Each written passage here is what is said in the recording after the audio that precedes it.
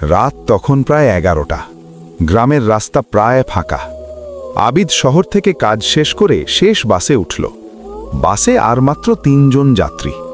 বাসটা ধীরে ধীরে গ্রামের ভেতরের অন্ধকার রাস্তা দিয়ে যাচ্ছিল। চারদিকে শুধু ঝিঝি পোকার ডাক।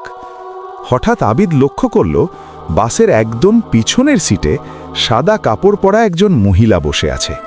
তার মুখ দেখা যাচ্ছে না, মাথা নিচু করে আছে। আবিদ ভাবল হয়তো গ্রামের কেউ, কিন্তু কিছুক্ষণ পর সে টের পেল বাসের ভেতরে অদ্ভুত ঠান্ডা হয়ে গেছে। তার নিঃশ্বাস থেকে ধোঁয়া বেরোচ্ছে। সে কন্ডাক্টরকে জিজ্ঞেস করল, ভাই, পেছনের মহিলা কোথায় নামবে? কন্ডাক্টর অবাক হয়ে বলল, কোন মহিলা? এই বাসে তো তুমি ছাড়া আর কেউ নেই। আবিদের বুক কেঁপে উঠল। সে ধীরে ধীরে পেছনে তাকালো। সিট ফাঁকা, কিন্তু ঠিক তখনই তার কানের কাছে ফিসফিস শব্দ, আমি তো তোমার পাশেই বসে আছি। আবিদ চিৎকার করে উঠল। বাস হঠাৎ ব্রেক করল। ড্রাইভার আর কন্ডাক্টর দৌড়ে এসে দেখল আবিদ অজ্ঞান হয়ে পড়ে আছে।